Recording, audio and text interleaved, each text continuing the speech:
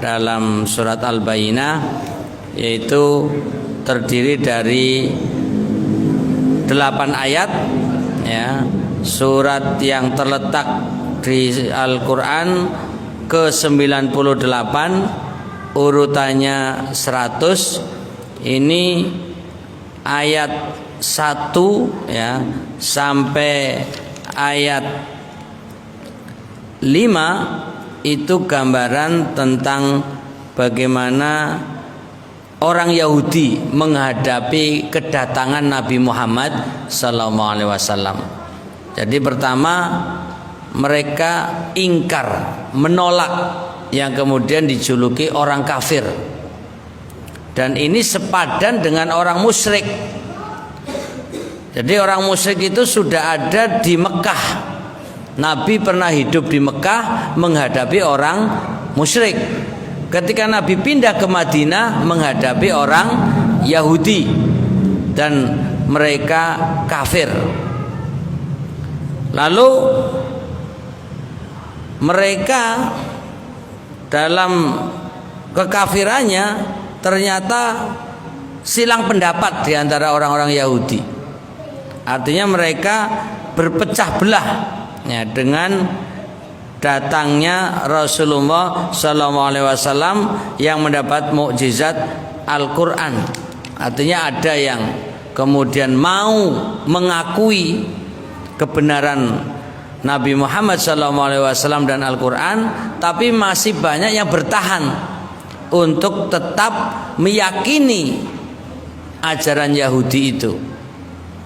Kemudian penegasan di dalam ayat 5 itu, Allah tidak lain dan tidak bukan hanyalah meminta mereka ibadah secara ikhlas.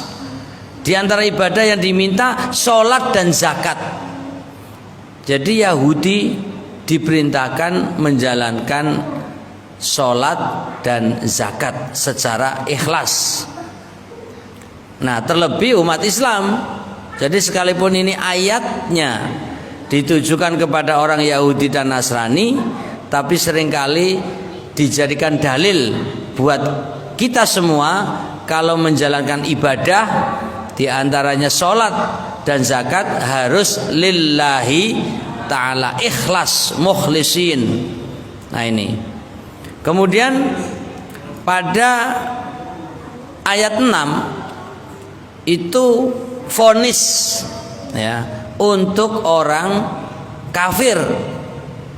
Orang kafir dari kalangan ahlil kitab dan musyrikin, langsung vonisnya masuk neraka abadi. Nerakanya jahanam, lamanya selama-lamanya abadi. Jadi ibaratnya setelah persidangan diputuskan oleh pengadilan bahwa masuk penjara seumur hidup, berarti sampai mati. Itu masih mending, hidup berhenti dengan kematian. Lah kalau di neraka, masuk neraka selama-lamanya tanpa batas, ini ngeri sekali. Ini untuk vonis orang kafir dari kalangan ahlul kitab dan kaum musyrikin, yaitu diputuskan masuk neraka jahanam khalidina fiha, yaitu kekal di dalamnya.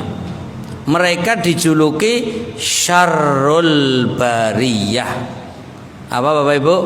Syarrul bariyah. Biar bisa membedakan istilah. Nah, pada ayat 7 dan ayat 8 ini berita gembira buat kita, yaitu tentang orang yang beriman, berarti mau percaya kebenaran Nabi Muhammad SAW, mau menerima isi Al-Quran seutuhnya, kemudian beramal soleh. Kalau kita beriman dan beramal soleh disebut khairul bariyah. Kira-kira kalau kita termasuk khairul bariyah, pantas nggak sambil ngantuk? Pokoknya saya sering ulang-ulang kata ngantuk ini, karena kalau sudah sekian menit itu wajahnya teklak-tekluk. entah khusyuk, entah lelah, dan kelihatannya ngantuk. Ini. Jadi ada dua istilah, syarrul bariyah dan khairul bariyah. Syarrul bariyah ditujukan untuk orang-orang kafir. Mereka adalah seburuk-buruk makhluk. Adapun khairul bariyah untuk orang beriman dan beramal soleh, yaitu disebut sebaik-baik makhluk.